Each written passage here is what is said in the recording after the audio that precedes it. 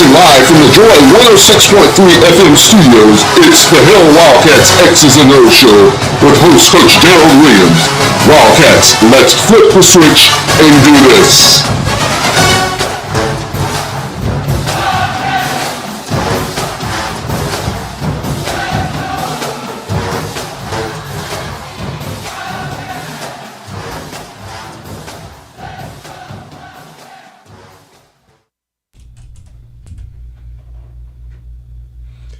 Very pleasant good evening, ladies and gentlemen, and welcome to another edition of the Hill Wildcats X's and O's show. I'm your host, Coach Daryl Williams, joined here with my co-host, Mr. Ralph Smith and Mr. C.C. Cruz. Guys, how's it going this week? Ralph? It's going great. I think we had an excellent week of practice, and I think we're ready to go to Jackson State and take a win. Going to Jackson State and take a win. Do you, Cece? I feel like do you Ralph. second that motion? I do. I feel like Ralph. I saw a good practice today, and so I'm working on some things, man. And I feel really good about it. They were very spirited this afternoon as well. So I'm thinking this first win is coming this weekend as well. Yeah, a lot of swag around practice this week, and going into Veterans Memorial Stadium up in Jackson to hopefully get our first W on this weekend. 1 p.m. kickoff Central Standard Time there in Jackson, Mississippi, where your Wildcats will take on the Jackson State Tigers, minus their head coach. Mr. Prime, our Florida boy. Yeah, and we'll get to this a little later. And, you know, no team, I mean, you shouldn't focus on who a coach is or whatever, but how much effect do you think that has on the game, if any? None. Yeah. It's just a feel-good thing. Yeah, right? that's it. That's a feel-good thing. Because you've already went through your game plan and everything, and you know what you're gonna run. And Coach Harrell is, he's been a head coach in HBCU football, so yeah. Well, I mean, Coach Sanders is the CEO, of the team. So, right. I think they already know what they need to do, at least to try to get a win against us. But I think it's going to go the other way this weekend while he's sitting home.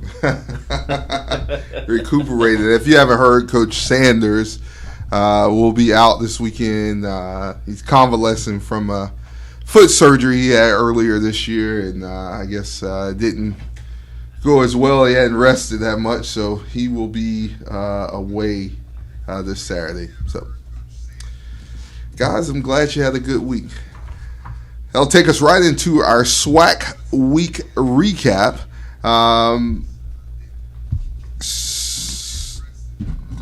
So with our first game, of course, we'll cover Prairie View comes into Daytona.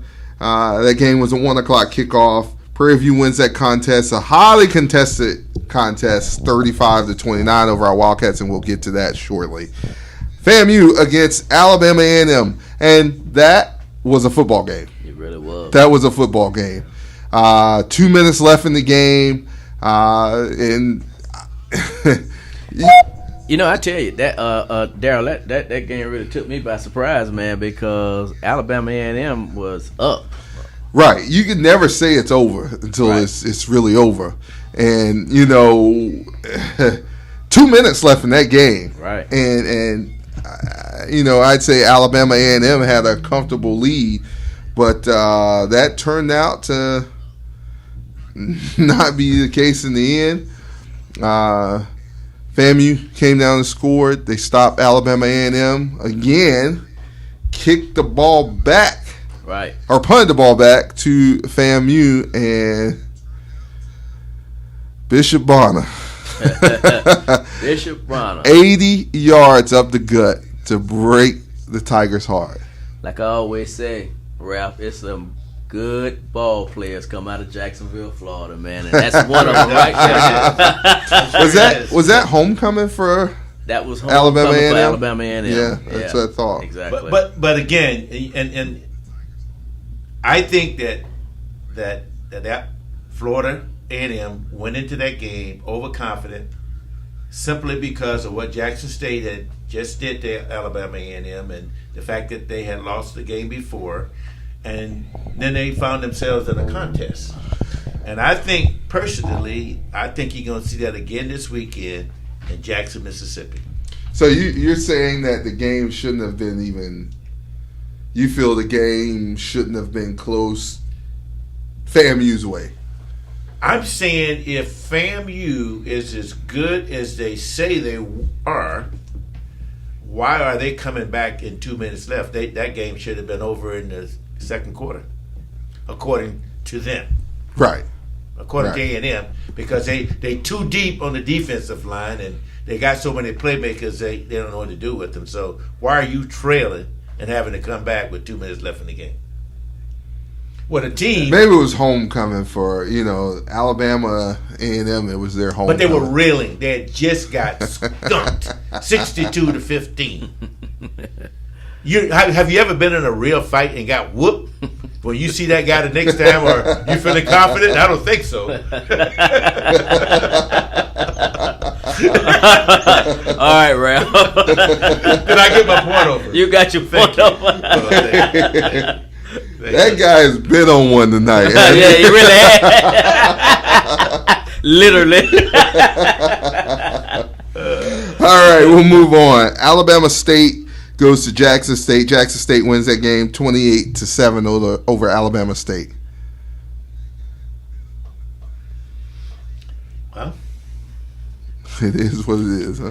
It is what it is. I'm not impressed with how Jackson State won.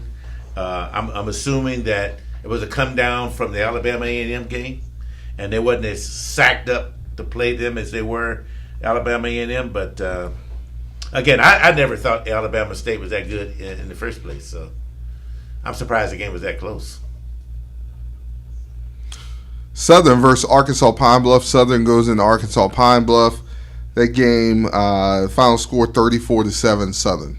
Didn't surprise me at all. I mean, I think that's what I said next week. Well, Southern's they're playing next week. Southern has Prairie View. It's Southern's homecoming. Right. Southern's playing good, man, and I expect them to play well this weekend as well. Texas Southern goes into Grambling. Texas Southern loses that ball game 34-20 to Grambling. No surprise. No surprise to me. No surprise. Alcorn State goes into Mississippi Valley State into Itta Bena and wins that contest 24-12 over Mississippi Valley State. I look at Jackson State's schedule. They got to play the Wildcats. They got to play Southern. They got to play Alcorn. And they got to play Grambling. Their schedule doesn't get any easier. Yeah. It does not. I think Alcorn got a lot more to give. I don't think we've seen the best of them yet. And we'll face them November 6th here. Week after next. At noon. Yeah. All right, that'll take us into our SWAC week schedule and rankings. Arkansas Pine Bluff goes to Arkansas. That's a 12 p.m. Central Standard Time kickoff. That game in Little Rock, Arkansas. I think first time in history that those two teams are facing each other. Then we'll have, of course, our Wildcats, as we mentioned earlier, goes into Jackson State.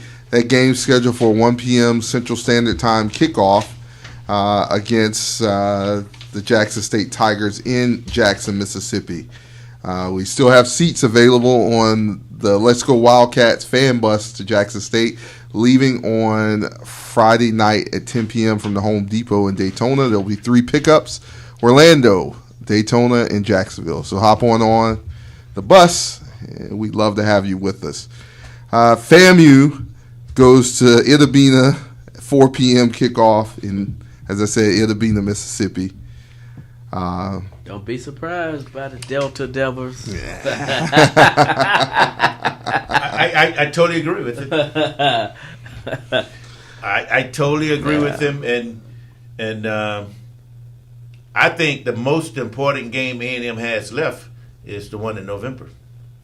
Yeah, hate to jump ahead, but I'm with you on that.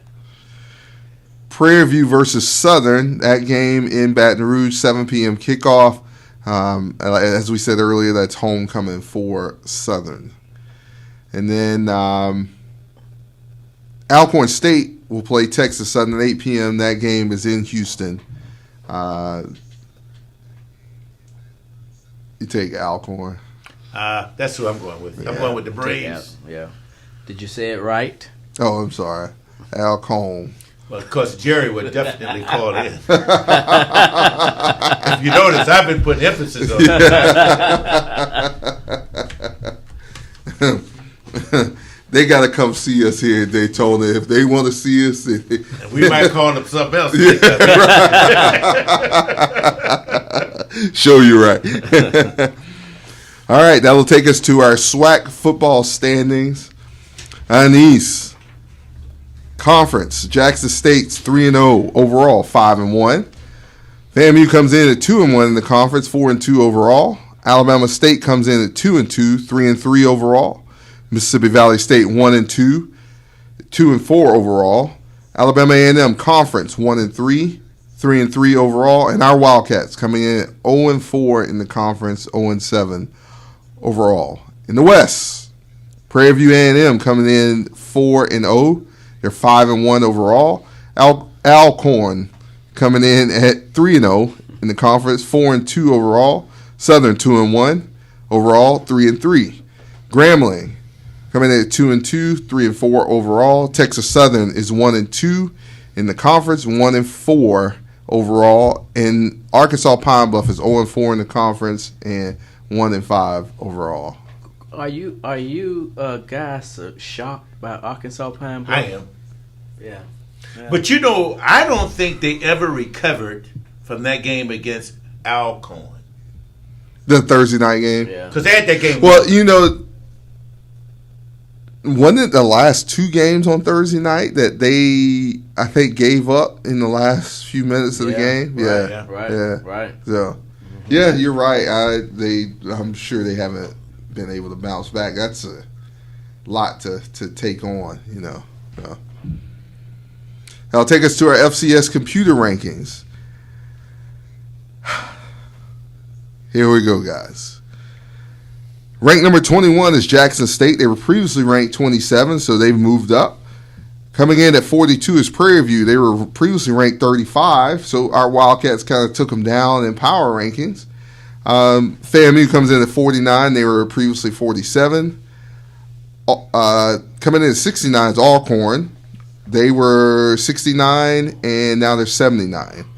I'm sorry, they were 79, now they're 69. Grambling State comes in at 71. They were previously 93. Alabama State comes in at 84. They were previously 78. Texas Southern comes in at 89. They were previously 71. Southern University comes in at 95. They were previously 106. Alabama A&M, 98. They were previously 104. Mississippi Valley State comes in at 109. They were previously 112. Arkansas Pine Bluff comes in at 120. They were previously 114. And our Wildcats come in at 125. We were previously 128. So we stuffed three teams up under us. So let me show you this ranking, though. Let me just make one statement. So Alabama A&M loses a game that they should have won, and their ranking get better. Yeah, you're right. They go from 104 to 96, and they lose a game they should have won at home for homecoming. Is that going off the strength of FAMU? No, FAMU went down too. FAMU was 47, they went up to 49. Easy. Yeah, see, I think it is going off the strength because of the strength of FAMU. Period. Right. That's what I think. Even though they moved down, their so why strength did is FAMU still. lose ground then? Well, there's other teams. I mean, we're just announcing the SWAC teams, but there's other teams in the FCS, so that's probably why. Okay. Yeah, I would that's say probably so. why. Yeah, Okay. I would hope so. I would hope so. All right, that covers our SWAC week schedule. Now it's time to BCU versus Prairie View game recap. Our Wildcats play kickoff 1 p.m. This past Saturday. Lose a hard-fought game to Prairie View A&M, 35-29 in front of 3,200 people. We were out there early. Realistically, guys, how was the heat for you? Attendance-wise, what do you think that affected things, or was it that a lot of people didn't know the game was a 1:00 kickoff? Reason I ask those questions because coming up we have one at noon, so I think both. I personally didn't think it was that high. it wasn't that high. We've been through worse this year. But you know how our people are. You changed up on them. Yeah. You went from a 4 to a 1. After it's been 4 for so long, and even after missing a year of football, you know how we are. Right. But again, I still don't think that's an excuse for not supporting the Wildcats. Right, definitely. You either you're a supporter or you're fair weather. Right. And it's not just about, Cat Eye Network's great, but, being there, there's, the atmosphere is much different being there, and those guys feed off of that momentum. Exactly. They truly feed off of that momentum. Exactly. I mean, we got to support the team. And I think with that, this was another winnable game. And Coach Sims has said it. We're shooting ourselves in the foot. And again, these guys, they did play hard, and I can steadily see improvement as they continue to play. I really can. And I echo what he says as well, because I think that was the second best game I've seen them play. Oh yeah. The El Paso game was the first one. Right. That game was so winnable. I was pretty sure we were going to win that game. Yeah, that was a winnable game. And that team came in with this high profile, with this passing attack that they were going to blow us out, and they barely got out of there alive. Yeah. Oh, even those guys who were sitting up there by us. I mean, right, bro, right. You threw a bomb. You're up here playing, Madden or NCAA football to win a game. You're giving 5 because you hit us on a bomb and things of that nature. But and when we get to the stats a little later, stat-wise, that's gonna tell it all. Yeah. So again, I don't want to keep saying this every week. I think that we're there. We just got to learn how to win. We got to learn how to close them out. And I'll say this: if we'll get to the stats in a few, but if they put these same stats, what they did last week against Jackson State, upset. I think it'll be an upset alert. Upset. And as Coach Sims alluded to earlier in his show, and we talked with him at practice this weekend, Lynn, there was 2 plays in that game that really, right. Yeah. The blocked field goal. Right. That went back for 6. Right. The interception that bounced off a face mat. I mean, there's right. You'll never it's see a that freak in 100 play. years. Right. It's a freak play. And we did leave some points out on the field. Right. We halftime. Yeah. Going into halftime, we what 3-yard line? We were on the 3-yard line. We got a legal procedure, and that backed us up, and then the 6 points went back the other way. Went back the other way. Hard to win against a team of that nature. And I know we talked about it, but, that's a team coming out of the West. They haven't faced a lot of the physicality that, we faced and that we bring. So I think that factored a lot into it. And we talked about it up in the stands, but we're saying it's as hot as it is here in Florida out in Houston, but that wasn't, I won't say that wasn't the case. They weren't that well conditioned. No, they weren't. Every play you had guys dropping down, cramping up, and Right. we got to take advantage of those things But too. see, again, I think they came in thinking that we were a real 0-16.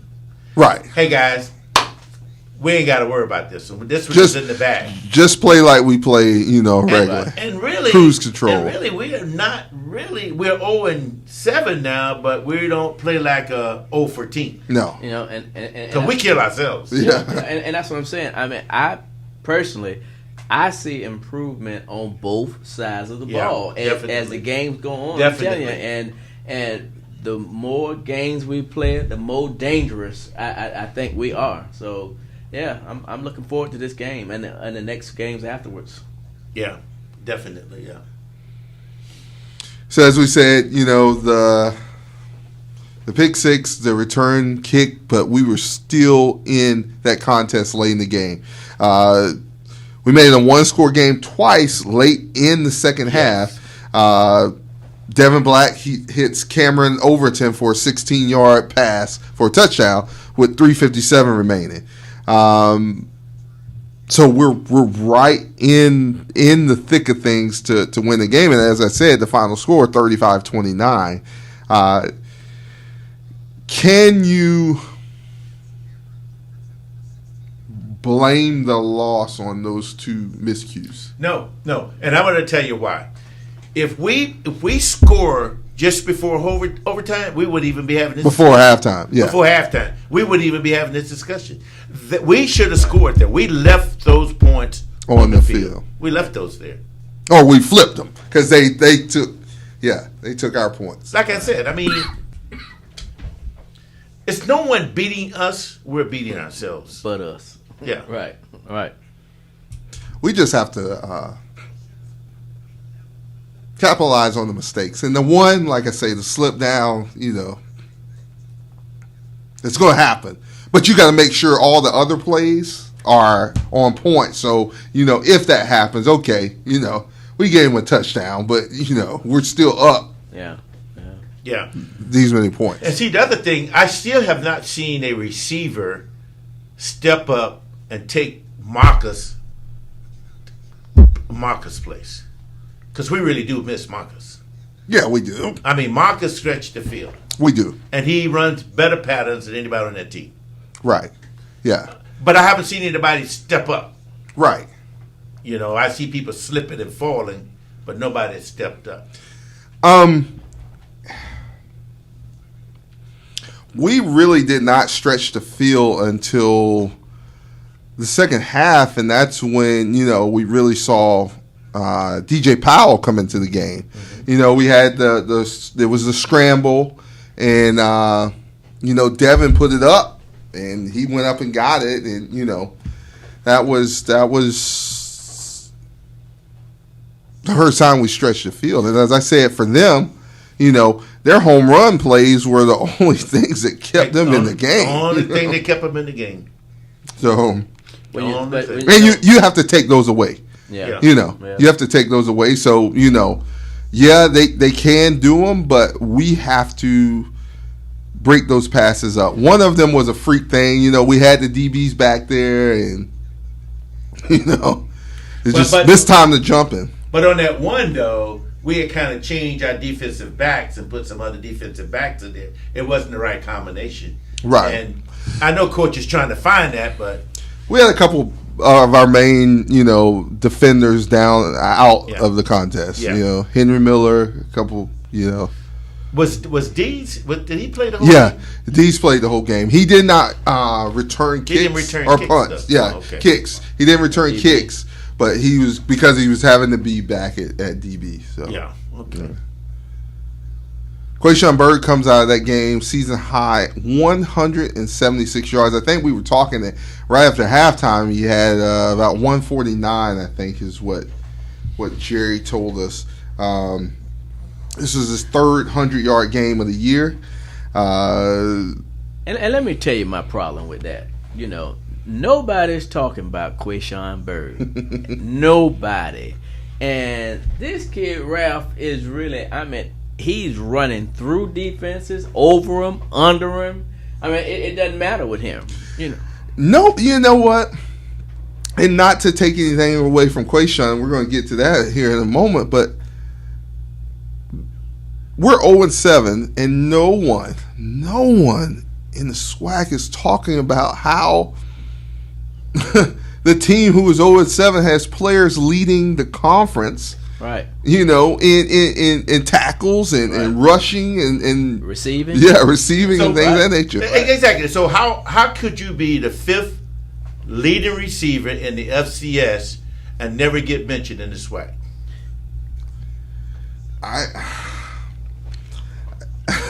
How could you be redheaded stepchild? Bad. How could you be the leading tackler in the SWAC and never get mentioned in the SWAC? It's hard to fathom. Yeah. Like I said, okay. So let's leave the offensive side of the ball for a minute. Let's go to the defensive side of the ball, right?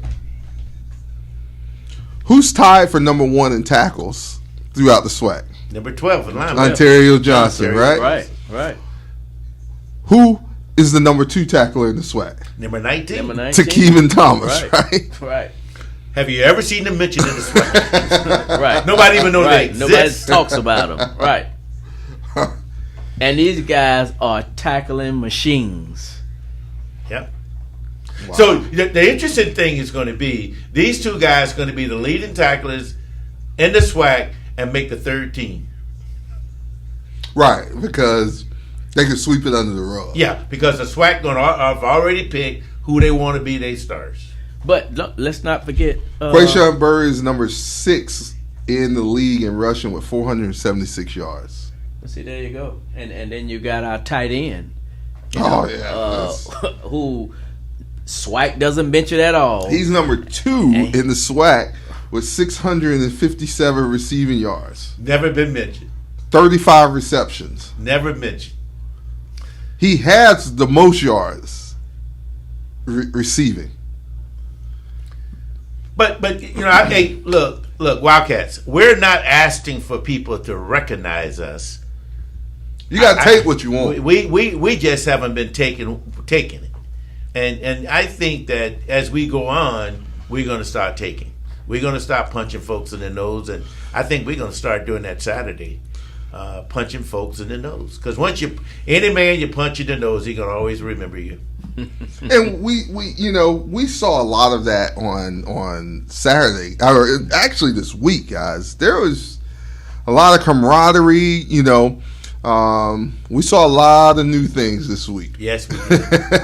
A lot of new things. Yeah. So it's going to be interesting Saturday. It's going to be interesting. Extremely. But when you look at it, just take the time for a second and look at all the games that we played. All those games were, I would say, except one, were winnable games. Oh, very. Absolutely. You know, very. So this could easily be what, a 6-1. And there's not many seniors on this team. No, it's and not. when you No, count they are some young. of the seniors, some of those seniors weren't even here. They weren't here in 2019. Right. They weren't here in 2020, even though we didn't play. Right, They still weren't here. Exactly. You know, so exactly. And these are the same kids that did not get an opportunity to work out no this summer. That's no right. summer school, No summer school. you know, No weights. No anything, you know, and they're just that close, you know, to having that 6-1 record. See, that's my point, though. That's why the Wildcats need to support this team and not say, "Oh, we 0-7. I'm not going to the game. All they're going to do is lose." Well, if that's what you're looking at, there's a lot of other things that this team is doing exceptionally well.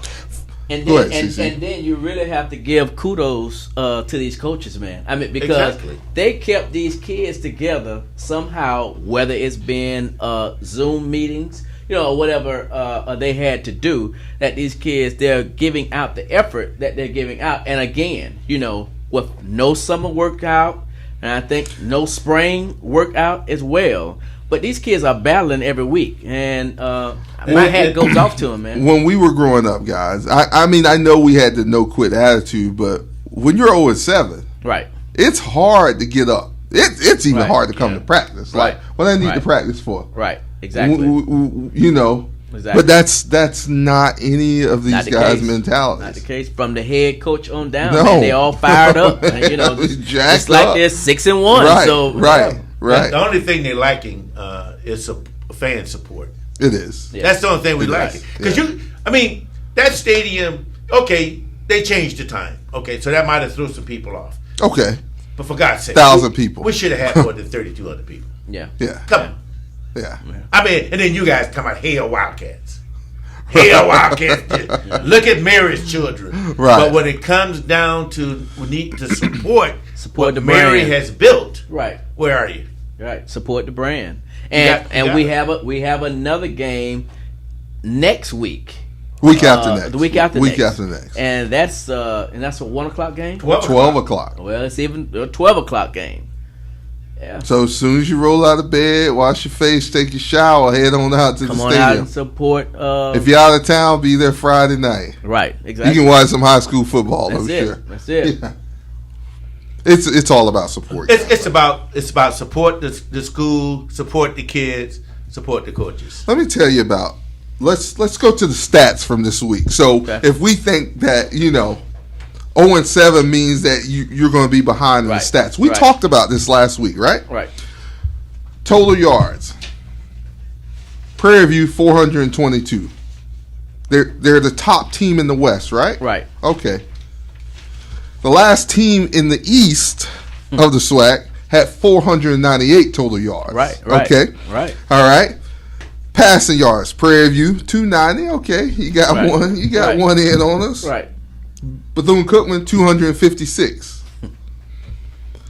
Rushing yards. Prairie View 132. Okay, 100-yard gain with the rushes. Right. Bethune-Cookman 242. Right. 176 from Mr. Bird. That's alone. Correct. Penalty yards. Prairie View 6 penalties for 55 yards.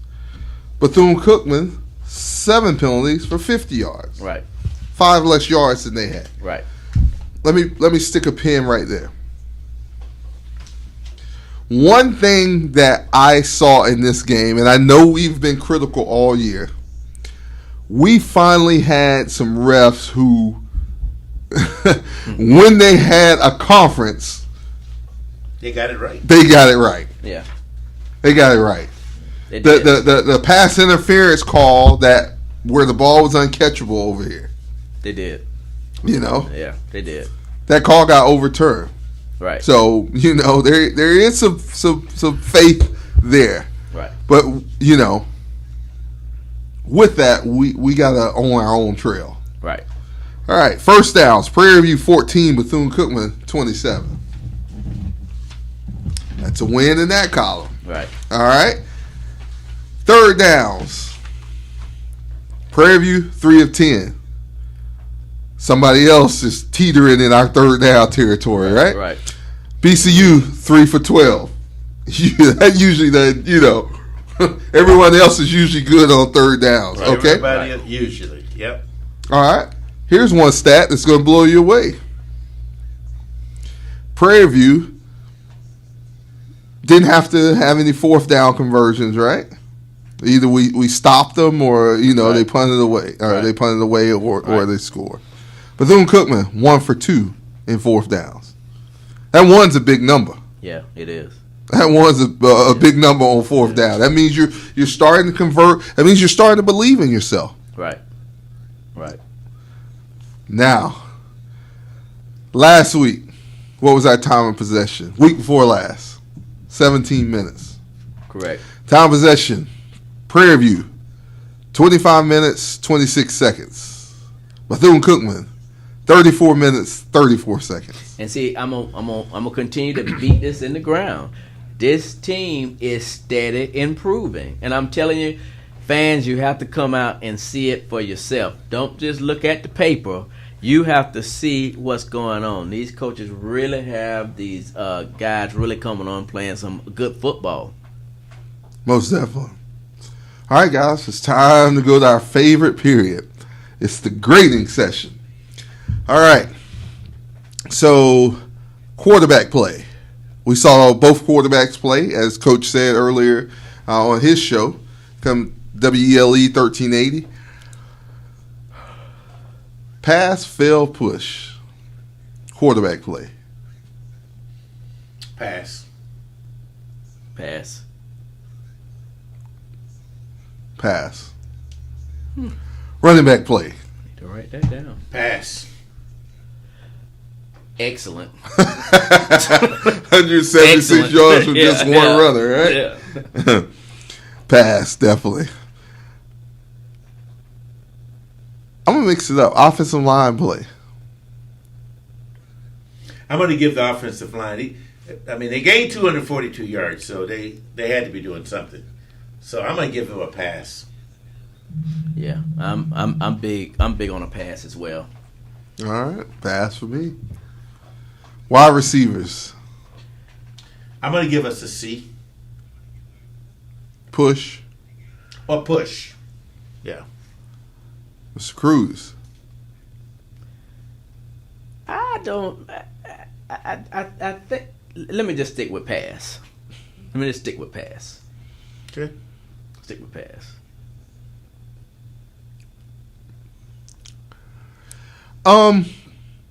I gotta go with push for the simple reason that basically you had one tight end. That was it because Right. Mallard was Right. hurt, Right. and Right. I did see Kamari get hit pretty hard down on one end of the field. He did. And, it was wearing him out. And not just because, I'm not talking about the hit, but what I'm talking about is we did a lot of motion in that game with the Right. tight end. Right. He tapped did. the other guy and they moved to the other. That's a lot. We did. When you're having you don't have a replacement, really. So, It's back to what I said earlier, though. No one has stepped up to help Kamari, though. Nobody's really been consistent enough to say, okay, we'll take some pressure off of him and we'll throw to this guy. We haven't had anybody do that. well, you want to know what? 14 stepped up to help him. Late. Late. But I think that's when they put him in the game. Late. No one else before that helped. No one else. I mean, he went up to the top of the jumbotron to get that football. Of course. Yeah. No, but I'm just saying. It's still a push for me. Yeah, it's a push. I'll go with a push. All right, let's move to the defensive side of the ball. Defensive line. You got to give them credit. They did a good job stopping the run. Yes. They stood in there like men. And I think we still got to give them a little help on the pass, though. Yeah, definitely. So I give it a pass. Yeah, I agree. Okay, I'm with you 150%. Okay, Yeah, I definitely. I give him a just pass. wondering, Yeah. When we Wait. finish the I give 'em a defense, we pass. got to go back to the offense because I got another category we got to put in there. All right.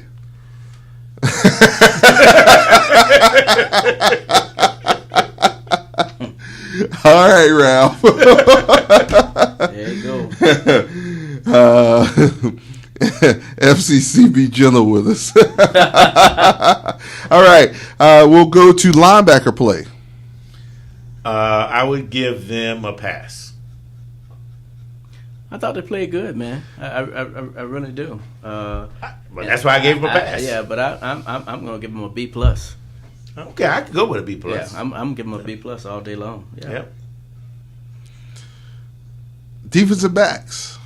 C or D or push.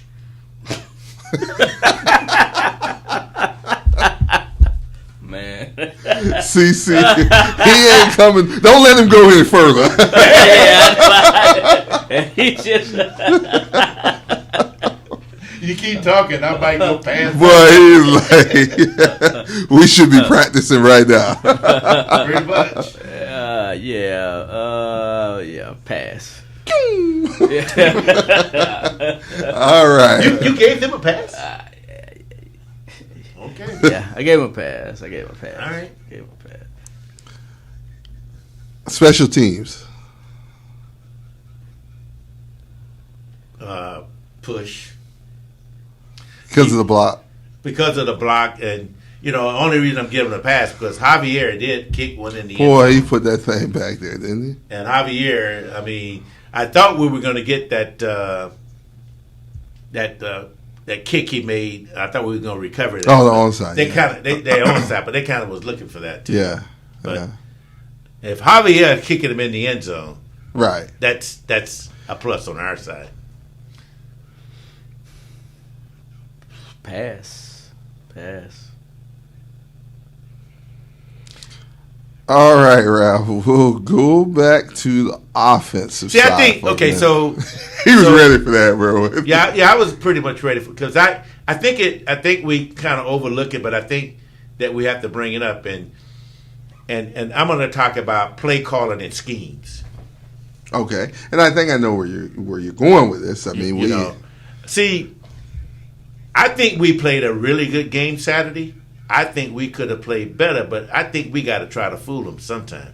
I mean, I'm willing to say that 95% of every offensive play we had first down started with the run on the right side. Marcus Allridge wants to know what game that you guys watch. Or what game that we watch, I guess. Tell Marcus we'll get back to it. Hold that thought. Stand by, Marcus. Just have to hold on to that thought. Okay, and my other issue, though, we continue to try to throw the ball to the wide side of the field. And we continue. I think that's the second interception we've had in the last two games, throwing to the wide side. Now, even though that was a kind of crazy play Saturday, but it was still to the wide side and still got. And you came back. You did it to one side, and then you came back and did it to the other side the next play. I don't know what it is about the wide side. I do have one question. So you moved two players over to tight end because you got Mallard down, right? Right. Down right before halftime. We got the legal procedure, but where was that play? Where you put your two big guys in the backfield and you pounded at them. That we didn't see that. And it ended up we had to go for a field goal that was eventually blocked and went 6 the other way. Exactly. And we should have pounded with the big And we guys. have seen that. Yes. I'm just saying, we get all fancy instead of just going at them and punch them in the nose. You in our house. We Going right here across this white line right here. And them boys from Prairie View falling out like nobody's business. I mean, like every play they got a cramp. All you got to do is just go at them. The main running back is, at that point in time, almost has 149 yards. Exactly. And the big bulldozer, you're not having to even run him. 27. I think Quayshawn is running so good, man. No, but I'm just saying even though we was on this soften them up with the big guy, and then if you want to hit him with Quayshawn. I agree, but Quayshawn just been softening them up by himself, man. He's just really just been. Of course, he's been outstanding. Yeah, he has. He's been outstanding, and I think that same formula, if they use that, Saturday, that ground and pound, right? I like ground and pound because it's not very many things going to go wrong on a running play. Yeah, that's true. And we hadn't did. You know what? Have we did any fumbling from the running backs this year? Because he fumbled one time against Alabama, but he recovered it. He recovered it. Okay. It went out of bounds. Okay. Yeah. Oh, there's the wood. There's the wood. Yeah. Let's not have the whoopsies. I say all that to say he's playing well. Oh, yeah. The running backs are playing well, exceptionally well. Yeah. I still don't think we've seen his best. No. Even with career high or game high 176. Yeah. So, Mr. Offensive Coordinator, if you're listening to Ralph Smith, just mix it up a little bit. Fool him. I think we'll see some. I hope so. Yeah, we had some motion stuff going on. this last Yeah, game, but I had man, two women sit by me that knew nothing about football, and they would call it the next play. All right, guys, we'll see. That takes us into our Jackson State scouting report. Jackson State comes in this contest Saturday, 5-1, 3-0 in the conference. Jackson State is averaging 27.5 points per game, while their opponents are averaging 12.17 points. So far, Jackson State has scored 165 points to the opponent's 73. Total first downs for Jackson State, 113, opponents 94. Rushing yards, total, they have gained 600 yards, rushing to their opponent's 467. As far as passing, they've thrown for 1,543 yards, opponents 976.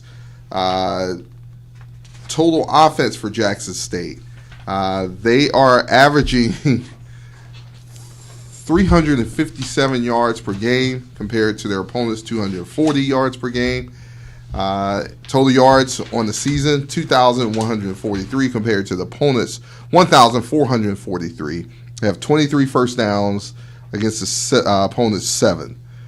Time of possession, they're averaging 29 minutes, 25 seconds per game compared to their opponents' 47 minutes and 33 seconds per game.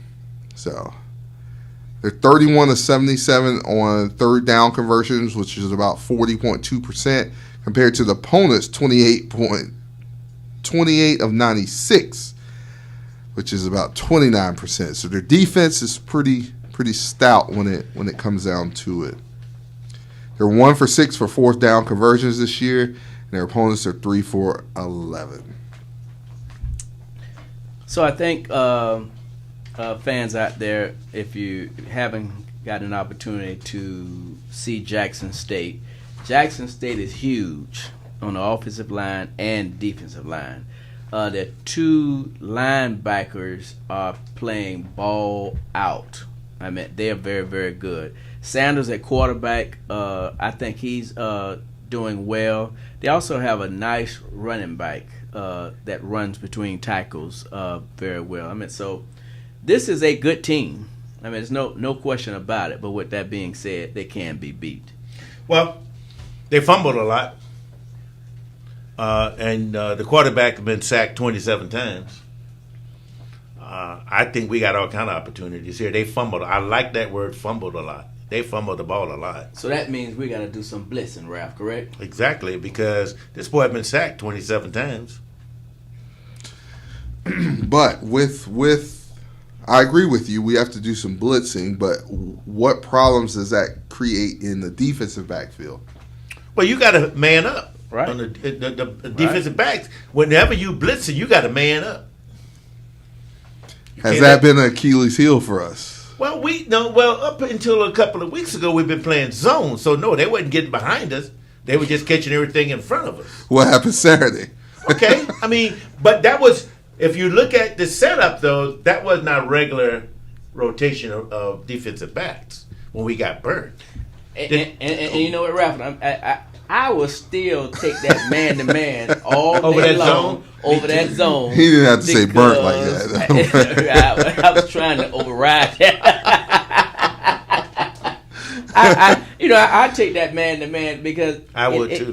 Because they got to work for it. And it makes the defensive back more aggressive. Right, exactly. And every defensive back going to get beat. Sometime along. Did Jackson State's head coach ever get beat? A lot. He got beat. I remember him getting beat. Yeah. Oh yeah. He got beat a lot. It all depends. Really, for the defensive backs, I think it's the push that the defensive line make that helps them out. Because when that quarterback doesn't have time to sit back there and relax, and you got him running for his life, I think you have to.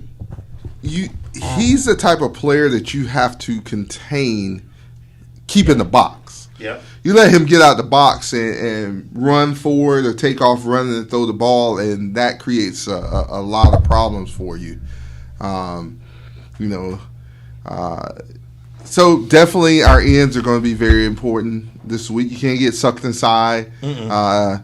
Our blitz, just like we did Saturday and the Saturday before that, that blitz I think has to come from the inside, the outside, and our defensive linemen have to play heady. Yeah, but I kind of like the way they disguised that blitz Saturday too, because it wasn't obvious which side they were going to come from. Usually, right? Yeah, you had them coming from two sides, and then you back one out at the snap of the ball. So I think it was very well designed, the blitz, and I think it was very effective. But even on blitz, you get beat against I don't want to call him a headier quarterback, but against a more experienced quarterback. So let me ask you a question though. The kid from Prairie View, is he a 4-year starter? He was a transfer, right? Yeah, he's a transfer from Louisville. Yeah. Louisville? Yeah. Yeah. So he was poised, though. I mean, I thought he was. No, the reason I asked the question because this week we're going up against a freshman. He's a good freshman, right? He's still right. Still a freshman, right? Yeah. So and I think that's what we're seeing against. Even though Devin Black's not a freshman, I mean, if you look snaps and rep wise, he's freshman. Yeah, right. Yeah. So,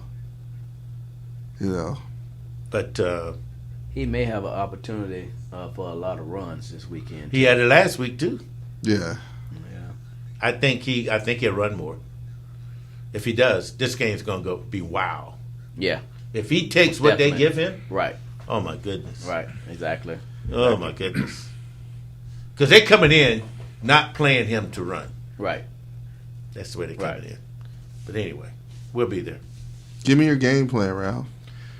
My game plan is play within ourselves, play and practice, play the way you practice this week, because I was very excited just the look that they had and the way they were going at it, and then try to stay away from mistakes.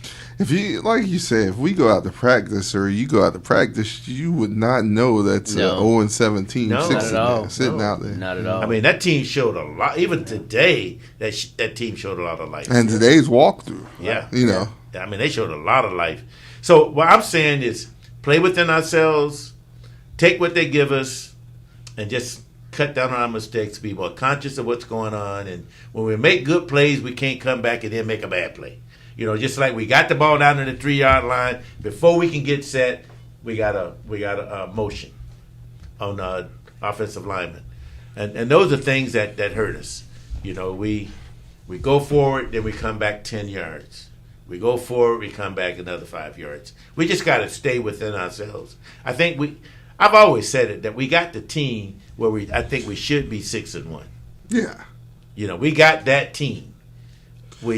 Things just haven't fell out for us. Guns aren't allowed in the stadium. So that means this week we won't, and they're not allowed on the airplane, so we won't take the gun and shoot ourselves in the foot. Yeah. That's, Yeah. Let Quayshawn run, and let him run, and let him run. And let him run some more. And on defense, I'm with Al all day long. Stick with that man-to-man. Make them earn it.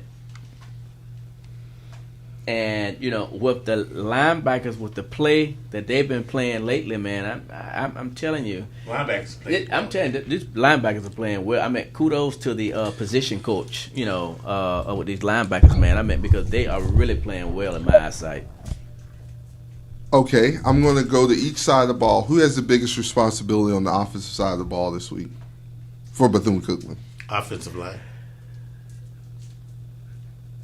Why the offensive line? Because if we attack them instead of them attacking us, Bird's going to run, and Black is going to be able to get some things done as well.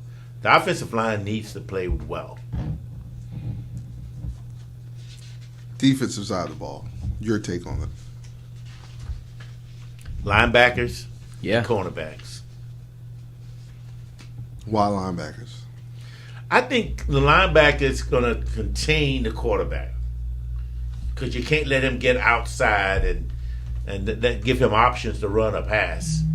Right. I think they got to be into the game and I think they got to read what's going on. So I say linebackers and cornerbacks. And why cornerbacks?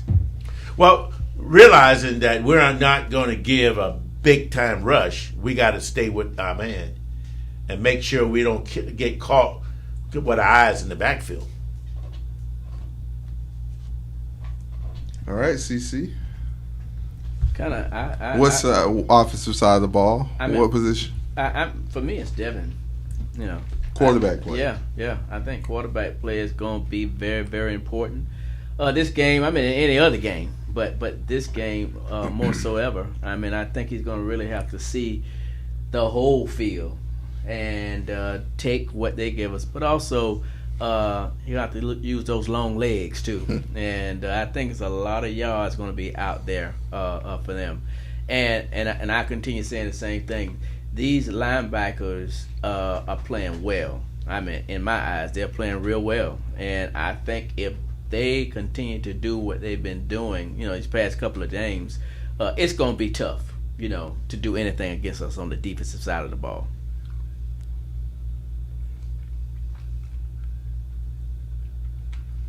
What should take that big guy? I just want to listen hear to you guys. I want to hear. We want to hear. We want to hear it. No, I agree with each one of you guys' take on it. We just have to put a complete game together. My thing is, we have the same players playing this week that played last weekend.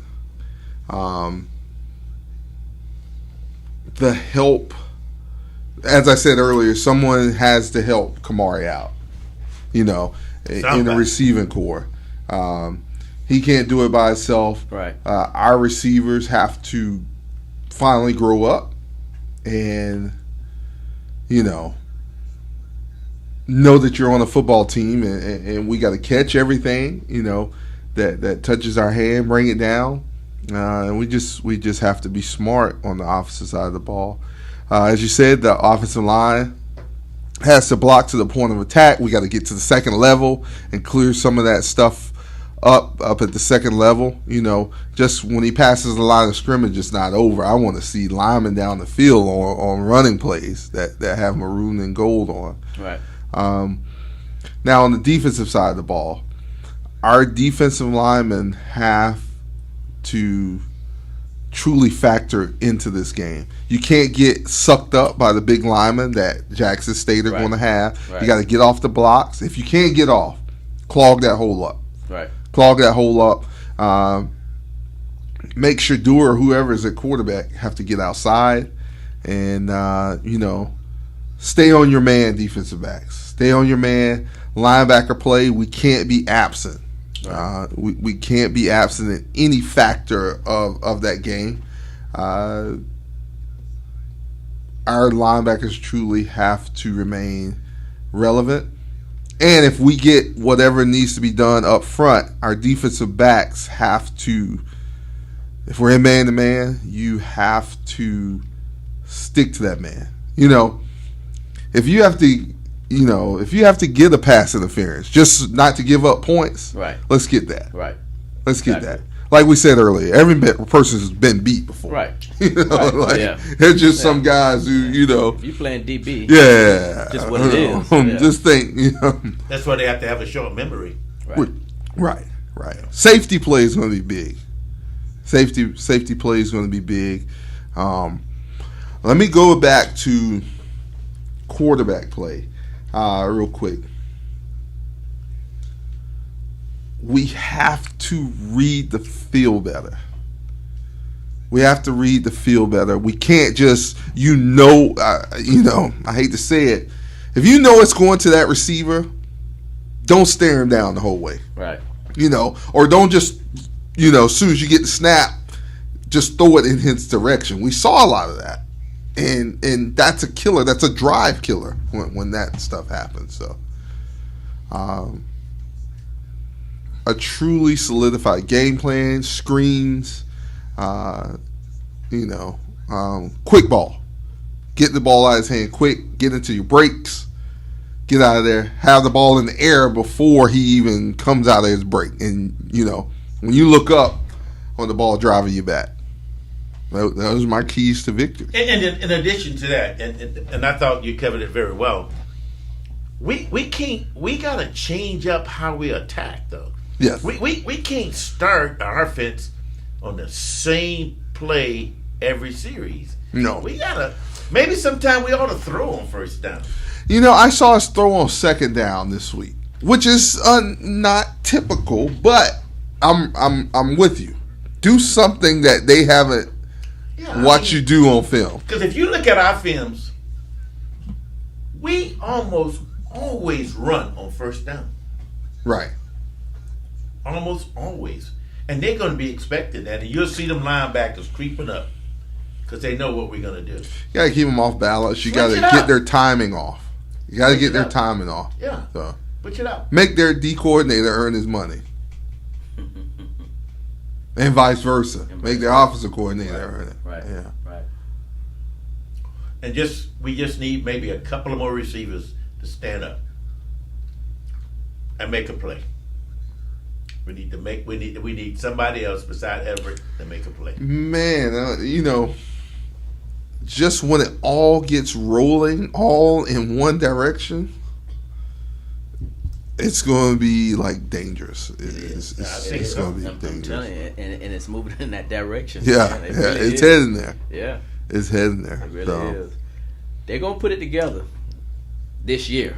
I promise you that it's gonna be put together. Will it happen Saturday? We're definitely think hoping. so. We're definitely hoping that it will. But because so little is expected,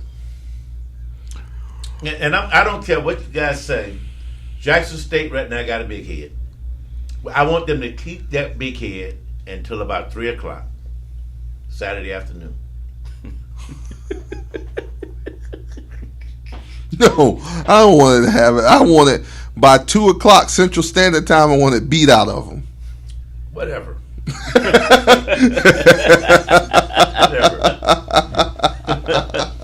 Just like you said, it's hard when you 0-7. It's hard to come to practice and be interested. Right. I think if you reverse that, when you play on an 0-17, it's hard to fire yourself up. And that's the way I want them to be. Well, after getting jacked up for 50-some thousand people in your stadium, and all right, man, we playing Bethune-Cookman this weekend. Jesus, right?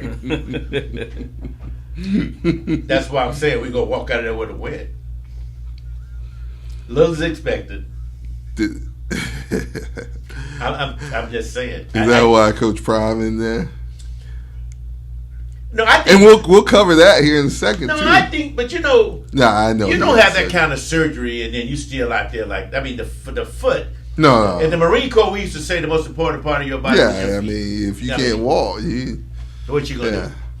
And he out there getting excited, and he probably did some more damage to the surgery, and that's why they're probably telling him. I know he would love to be there. I mean, he's a Florida boy. He's playing a Florida school. Not only that, in his article today, he's mentioned the Wildcats. So and I know some people that help rear Dion who pushed him towards Cookman. So he said in his article, I don't know, you can check it out on our Facebook pages, but growing up, it wasn't a joke. It wasn't something funny to be said, but he said growing up, his thing was, we're going to Cookman when we come out of school. He said no HBCU, recruited him. Yeah, he did say that. But then again, Mr. Rudy Hubbard, the famous Florida A&M coach, I think that they are the only HBCUs who won a national championship. He said that he did recruit it. We don't know what to believe. Well, let him keep his story, though. Right. I mean, that's his story. But in the sense of things, are we really recruiting guys? I don't think so. I think when the group that came in 2010, I think they went after everybody. And a guy explained that to me. He said, not everybody. Well, they went at most people. He said you go at them knowing you can't get them, but you'll get a lot of fallback. Right. Well, you stay in contact with them, even if they go somewhere else, because we know, and now that was before the transfer portal was the size it is now. So, There's a lot of 5 stars in that portal. A lot. A lot of them. A lot. We want to hear from you. Join us here on the Hill Wildcats X's and O's show, 386-868-0635. That's 386-868-0635. It's now time for our Turn Up the Volume. We want to hear from you fans, callers, all across the nation. We're talking Wildcat football here on Joy 106.3 FM. You're welcome to join us at 386-868-0635. And I'd like to thank Shannon Journey for adding quite a few people to our feed here, our live feed here on Facebook. We'd love to hear from everyone. Let's talk Wildcat football. 386-868-0635, going to Jackson, Mississippi to take on the Jackson Tigers and familiar foe. Last time we took on those guys in Atlanta, Wavy Davy did something that he'll never do again. The mascot. They won't even let Wavy Davy go on the field. He's up in the stands. No, they will not let him do Dion is that not at going all. for that clown show. So, yeah. Caller, you're on the Hill Wildcats X and O show. Welcome. Well, it's one of your favorite callers, Vernon Jackson from Palm Beach County. Welcome to the show again, Mr. Jackson. Glad to hear from you. I'm glad I'm listening on you all. And when you said about recruiting, Palm Beach County is loaded. I wish these coaches would get down here in Palm Beach County. And you heard me say last week, Jacory Brown, he's a two-way athlete. He plays for Palm Beach Garden High School, and he's a junior. And I was just hoping last week our Wildcats pull it out. Right now, some of the Rattlers are bragging, we're going to beat y'all. But I said, don't underestimate the Wildcats. And I believe, victory is right there. I'm like you all. But, you have to want it to win. And I'm hoping maybe they go into Jackson State home. We don't go in there. They may be going there like David and Goliath. But David slew Goliath because he had the Lord on his side. So if the team going there with the mindset that we will win, we can win, we give it all we got and leave it on that field, then we'll see the results. Most definitely. Hill Wildcats. Hill Wildcats. Hey, we thank you for calling in, Mr. Jackson. Good hearing from you, and we'll talk to you next week. All right, thank you. Yes, sir. Thank you, sir.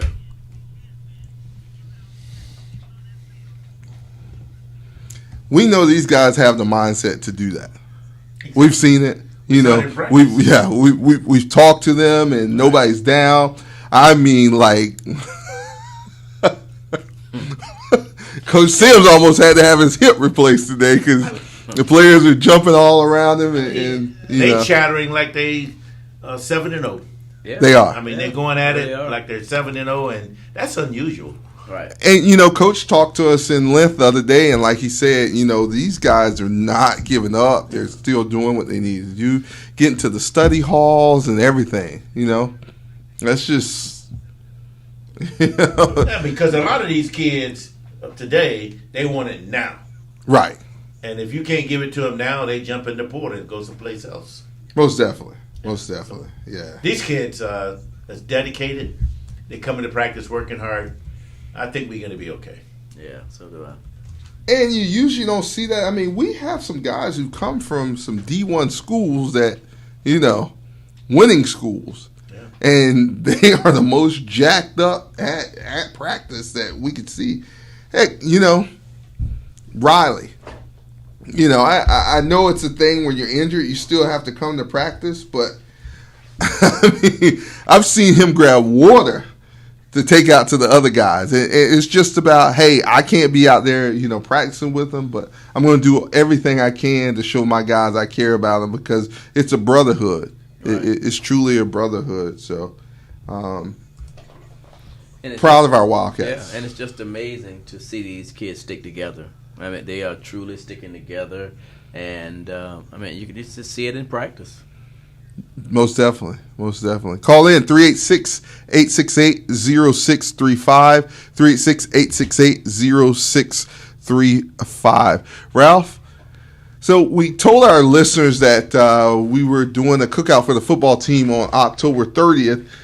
We recently found out that that date had a little conflict with it. So what are we looking like now? So what we're going to do, they have an unveiling of Mary McLeod Bethune statue on the 30th. So we moved the cookout to the 31st. And as Jerry said last week, this is not a community cookout. This is strictly for the football team and its staff. However, if you're a Wildcat and you want to support us by donation, whatever, you can, or come out and help us serve, we really appreciate that. I'm going to be posting the form here shortly for if you want to go online and donate. So, we'll do that. They have an unveiling of Mary McLeod. Caller, you're on the Hill Wildcats X's and O's show. If you could turn your radio down for us, we'd love to hear from you. Hey guys, let's go get them. Hey, let's go Let's get go them. take care of Dion and the rest of the gang out there. Most definitely, most definitely. Where are you calling from, caller? Lake City, Florida, sir. Lake City, Florida. City. The gateway to Florida. You got it, brother. I know a couple people from there, I believe. Yeah, so do Yeah, I know a few people coming from there too, like the host. Don't mention that too loud. These West Palm and these this Jacksonville guys been on my back about that. So caller, what would you like to see from the Wildcat this weekend? I want to see a victory. I want to see Dion get derailed this weekend. We know you were at the, of course, at the game on this past Saturday, and we were a couple plays away. That Dion has a foot hung in his rear end. Most definitely. Let's take care of business. We will do that. We will do that. Oh, by the way, caller, we'll pick you up on our way going to Alabama. That's the attitude we want to hear. Well, we thank you for calling in, and we look forward to hearing from you next weekend. I'm looking forward to the Wildcats playing the best game of the year, taking care of Dion and the rest of his boys up there. Exactly. Most definitely. Most definitely. Well, Hill Wildcats, and we look forward to hearing from you next Thursday. Let's go Wildcats. Let's go Wildcats. Wildcats. Good night. All the way, and God bless you all. Have a safe round trip and a victorious time up there. Thank you, sir. We appreciate it. Have a good evening.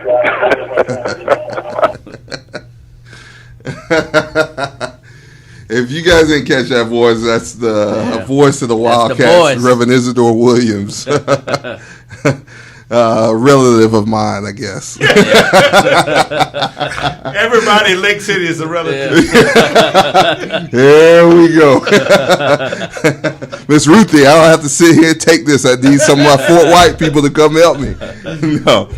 Call in 386-868-0635. 386-868-0635. We want to hear from you on the Hill Wildcats X's and O's show. We also, please, if you can, donate to our cookout for the football team. It's going towards a great cause, and these guys are very worthy of what we're going to do for them. And you can even join in. Like I said, we'll have a time for you shortly on when that will be Sunday, October 31st. I know that's Halloween, but we're still going to get it in. We've also posted a link for that cookout here on the live stream, and we'll also have it on our website. So join in with us. Caller, you're on the Hill Wildcats X's and O's show. Welcome. Hello? Yes, sir. What is Ike? Hey, how's it going, Ike? Welcome to the show, man. Glad to have you calling back in. One of those 2010, how long were you there, Ike? I got there at 2005, 2010. Okay, all right. So Ike was there a long time, man. Yeah, I was there for a minute. I was on the Y. Most definitely. Ike, what do you want to see from our Wildcats this weekend? Man, I want to see a win, most definitely. That's it. You know, I believe we can do it. You know, like I said, Deion Sanders is my wife's cousin, man. So people think when I talk crap about Deion, I'm hating on him. I'm like, man, that's family. But, you know, I'm rooting for my Wildcats. I believe we're going to pull it out. You know, like y'all was saying earlier, they might think we coming in there scared or that's just Bethune-Cookman, but I believe we're going to pull it off, man. Most definitely. And you know, as I said, and as we've said, coming into practice and seeing practice, man, these guys are hungry for a win, and they're doing everything they can to get a win. And we saw some, you being a support staff member, we saw some new things coming into practice this week that greatly helped us out to have great practices. So I think those things are gonna definitely factor in. So. Yeah, we should get a win, man. I'm rooting for my brothers, rooting for my coaches. Like I'll tell everybody, man, you know, leave them coaches alone. Them great men. You know, a lot of them men helped me be the man, molded me into the man I am today. So, you know what I'm saying? I'm looking for a win. I believe we're going to win.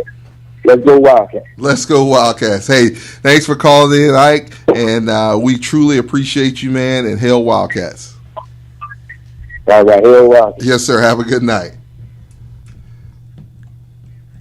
386-868-0635, 386-868-0635. And as Ike said, you never know how these coaches are touching these young men's hearts. You know, sure. It's more than 0-7. It is. It's more than 7-0. Right. It's more than 7-0. You know, if you look across the landscape, and Coach Sims kind of alluded to it earlier about, you know, there's a coach who recently found out that, you know, his tenure is going to be over at the end of this year. And, you know, some of his players didn't have the best of things to say about him, and that's, you know, at LSU. But I have never heard a bad thing said about Coach Sims or any of the coaching staff. Yeah, you know, it's you rarely hear, you know, anything about Coach Sims, but good stuff, you know. And actually, that's most of the coaches as well, you know. And let's also talk about these kids are graduating too. Yes, you know, and yes. A lot of these kids are in master's program, master's degrees. A lot of them may be going back to get bachelor degrees. I mean, so these coaches are doing something right, you know, over there. It's not just about football. I mean, you know, the main thing is that I would say that, you know, I would say to our fan base, we need you. The football team needs you. Not only on Saturdays, but during the week. Right. There's a lot of these guys who could come back next year. Right. They could leave, or they could come back. Right, exactly. So, you know, don't let anything we say or do deter those guys from coming back to making our team better next year. Right. Yeah, exactly. Especially with the, you know, national, the name, image, likeness. There's a lot of stuff that can be done to, you know, help these guys out. That's a legal way to be done, and they can still play for the Wildcats. Correct. So, yeah, correct. Let's look into that. Caller, you're on the Hell Wildcats X&O show. Welcome. What's up, brothers? What's going on in football land? Mr. Al Walker, how's it going today, sir? Look here, don't call my name. I didn't know you looking for me. Jackson State looking for you, brother. Jackson State looking for you. What you gonna do? I told him I was stirring up something in that good old and we coming to get him. The Wildcats. Over the Tigers. Yes, sir. And I know why Al is jacked up. Al is making the trip to Jackson State this weekend, and Al going to Jackson? Okay. He might, from the sound of things, he might already be there. Okay. You push your DR around in the wheelchair up there, man? Listen, I would push him right on down the bridge. Don't do a homeboy like that. After we beat him, man, that'll be beaten enough. What are you expecting to see this Saturday, Mr. Walker? I would like to see a sound, fundamental football game that will lead us to a victory, making a statement that we down, but we're not gone. So you can count us out right now, but we're gonna get this package together, and we'll be back where we've been. We'll be back to the mountaintop. Most definitely. I know we had our little powwow up in Section B on Saturday. Always top of Section B in the middle. Quarterback. Yes, sir. Yes, sir. Saturday we're going to be popping Advil, Excedrin, Bear, BC, everything. When that game was going, we're going to have to tighten up. We're going to really have to tighten up some ropes. Once again, I still feel, and I'm going to say it again, the defense going to have to help us. The defense got to tighten up. They got to really get together. But we're going to need the defense to score. I believe last week, if the defense would have scored, we did what we did, I think we would have been in a better position. We might not have lost that game. But, again, I would like to see a sound, fundamental football game that will lead us to victory. Special teams, keep it going. Keep the ball deep. Better yet, just kick it on out the back of the end zone. Let's get the blocks for when we're on special teams. Let's get that punt return for 6 points. Defense is going to have to score. Spread the love. I don't understand why we keep going to our main players. We need to spread the ball around. We have more people on the bench that can give us something in the game. It's got to be. Yeah, I mean, we always say next man up, but when that next man's number's called, you got to show up and show out, and that's what we got to count on. We know we're a young team, but there's a lot of players as we've seen in practice. There's this one young man, who he's barely on the football team. We'll say barely on the football team. Right. He's a walk-on. Right. But the heart of the biggest Wildcat you've ever seen. Right. Yeah, and he gives it all. Wow. And you will see him Saturday. Yes, you will see him Saturday. Well, I really hope we see him Saturday, and he puts it out and leaves it all out there on the field. I think it's a disgrace to sit on talent.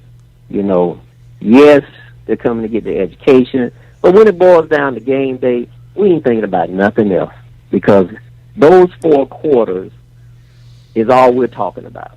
Now, speaking of Deion Sanders, I know y'all saw the post.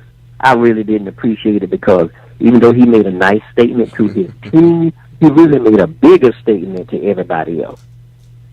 Win all 4 quarters. Get the French fries up out of here. Look here, Wildcats that are out there in the area around Mississippi. I need y'all to come on through the gates. Let's make a roar like we never made before because we got to get these here Tigers. They just been showing out all across social media and the news, FCS. I think this is the time to shut they beep down. There you have it from the one and only Al Walker. Al, Hill Wildcats. What up, baby? Yes, sir. And we look forward to seeing you Saturday in Jackson, Mississippi. Jackson, Mississippi, the Wildcats coming to town. Y'all better get ready for this now. This is one show you don't want to miss. I love y'all. Love you too, brother. Right, Hail Wildcats. Yes, sir. Hail Wildcats. Mississippi. All right. Hail Wildcats.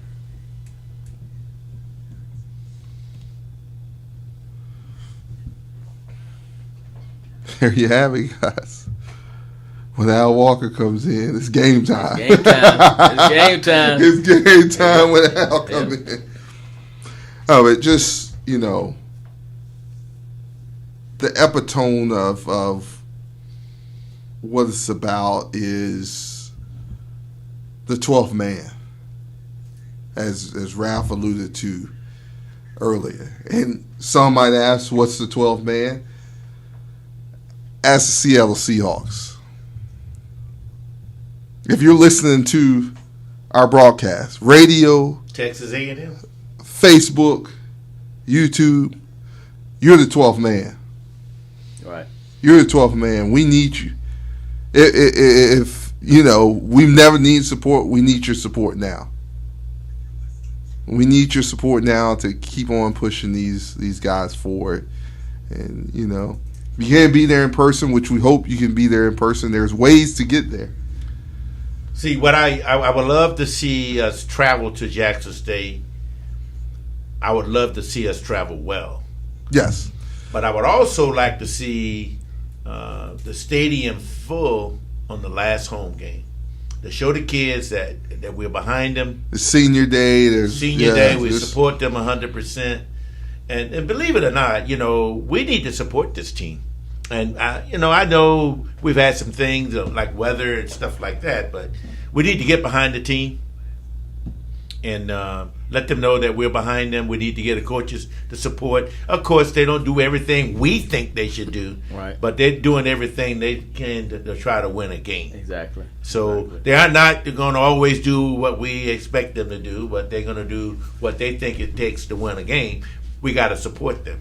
Yeah. See, it's easier to sit up in the stands and holler this and holler that, you know, but at the end of the day, these coaches are doing a fine job, man, and we just have to support them in numbers. Exactly. I mean, because we go to practice every day. Those guys are working their butts off. And, okay, they're not getting the results that you all think they should get, but it's not because they aren't putting in forth an effort. Right. Exactly. So we got to support them. Exactly. 386-868-0635. Start your support tonight. We want to hear from you. 386-868-0635. Call in to the Hill Wildcats X's and O's show. Good to see you, Miss Emma Price. Looking forward to seeing you tomorrow night and all our Hill Wildcats, Let's Go Wildcats faithful. Join us there are still seats available on the Hill Wildcats Let's Go Wildcats fan bus to Jackson State, departing from Orlando at 9 p.m. tomorrow night, 10 p.m. from Daytona at the Home Depot, and then we will make a stop in Jacksonville to pick CeCe up. His rowdy bunch in there.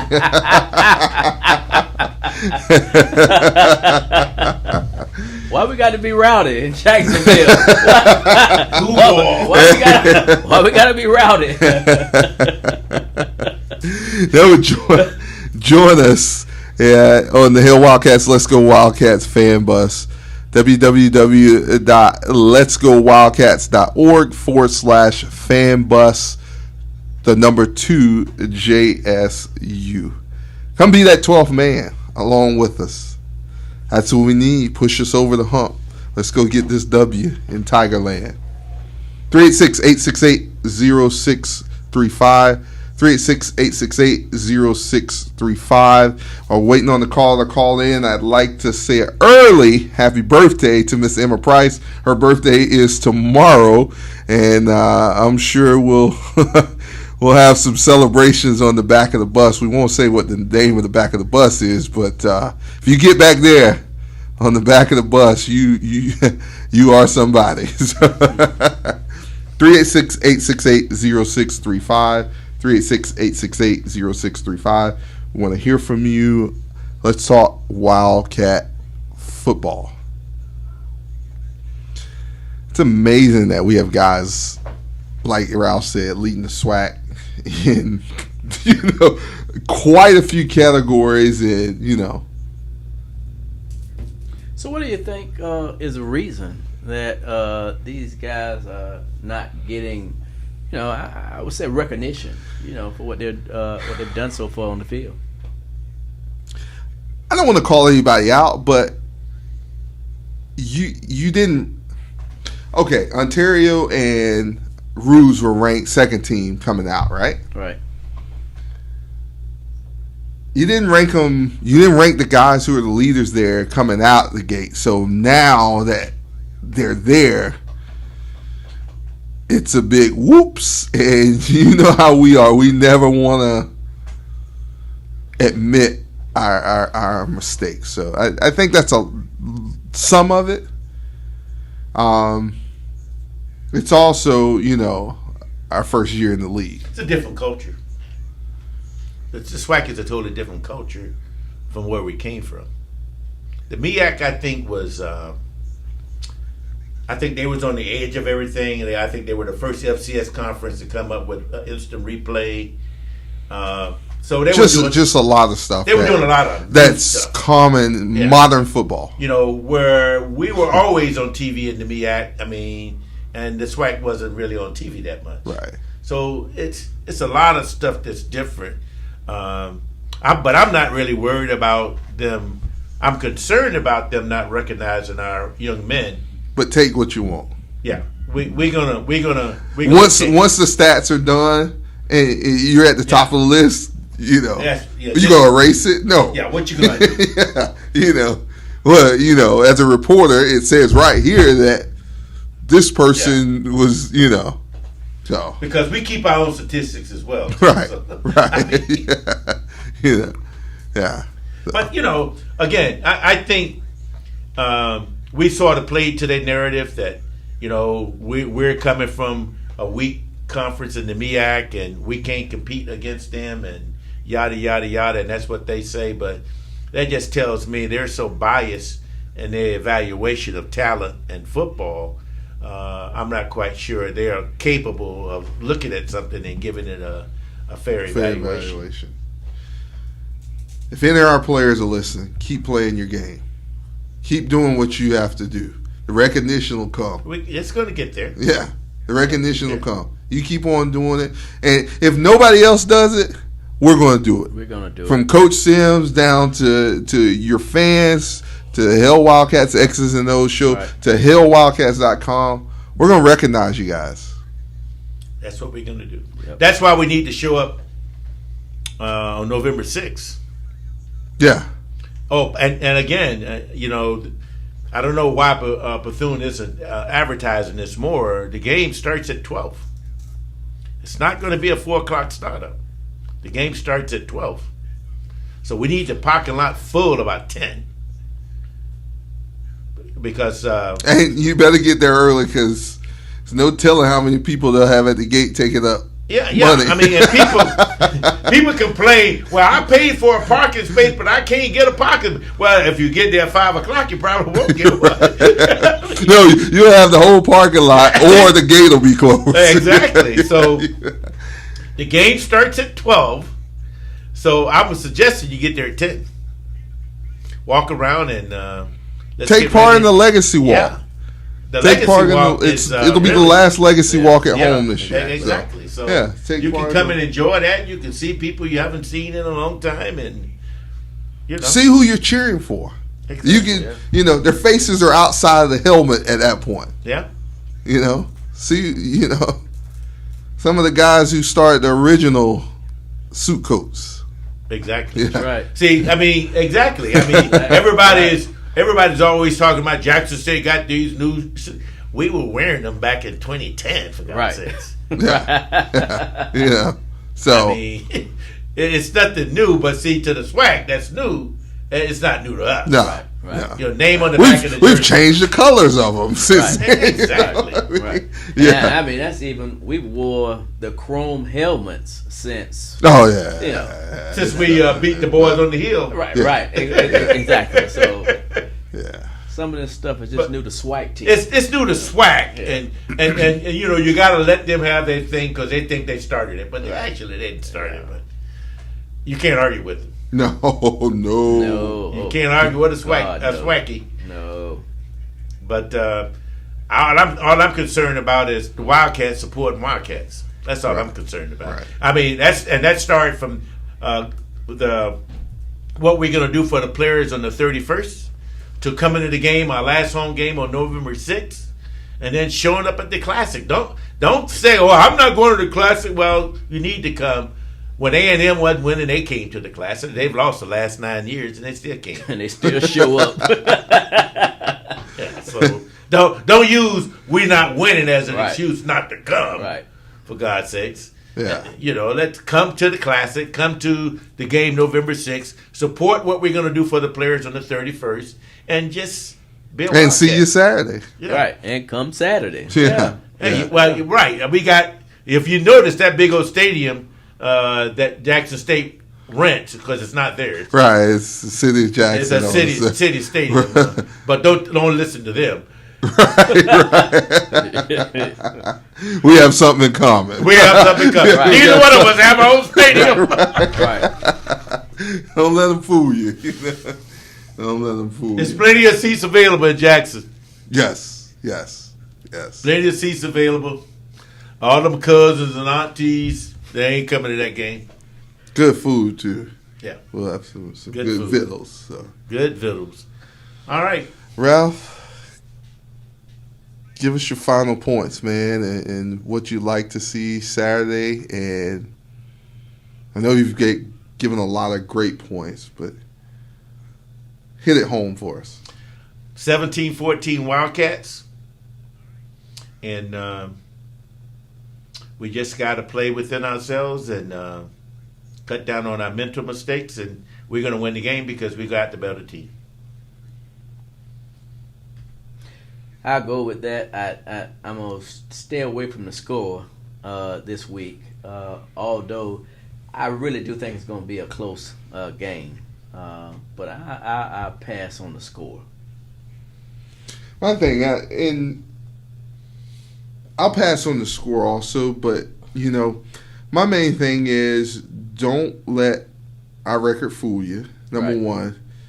Number two is a direct statement to our fans. For a long time, this game was built up to be the game that we all as Wildcats wanted to attend. For whatever reason. Right. I don't know. I want to attend all of them, and I do. Right. But, don't let 0-7 stop you from doing that. I've heard so many people cancel out and say, oh, I can't make it for this reason. Oh, they put 50-something thousand people in the stadium last week. They typically do 20-something thousand anyway. Right. So, every week they play at They home. lead the FCS Right, in exactly. That's what they attendance. do. So Right. that's nothing, know. And they haven't had a winning season in 5 years. Right. So, I mean, if you look at 2019, they was 3-8, and they led the FCS in attendance. That's right. Still attend the game. That's the thing. No matter what. Still supporting, yeah. I would hate to not be there and this be the one. That's right. You never know.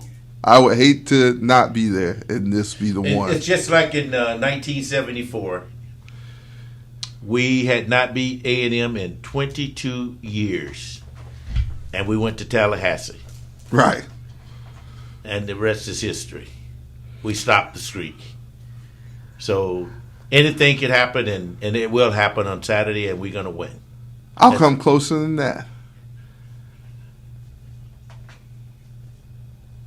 One Saturday in Durham, North Carolina. North Carolina Central comes down the field and scores a touchdown. Celebration all over for the Eagles of North Carolina Central. Bethune-Cookman comes down, gets the ball back, comes down on the fourth down. Larry Brim rolls to the left, heaves the ball up in the air. Bethune-Cookman wins that game. CC was sitting there waiting. And he had a receiver behind him. It was one thing to see it on TV, right. but another, as we're sitting in the stands, another to look down to our left, and you see someone in all white, being the Wildcats, come down with that football. Right. Just pandemonium. Because I actually thought Frank Brown was going to be Right, he was right behind him. He was right behind him, yeah. He was right behind him. But you don't see all those intricacies on TV until they replay. Right. if you see it firsthand, oh man, I mean, that's football. That's football. That's it. Memories that you'll never forget. Memories you'll never forget. All right. Look forward to seeing you on this Saturday, 1 p.m. Central Standard Time kickoff. That game will be covered on ESPN Plus for the Wildcats versus Jackson State Tigers. For my co-hosts, Mr. Ralph Smith, Mr. C.C. Cruz, this is Daryl Williams signing off for the Hill Wildcats X's and O's show. We'll see you next Thursday night. Hill Wildcats.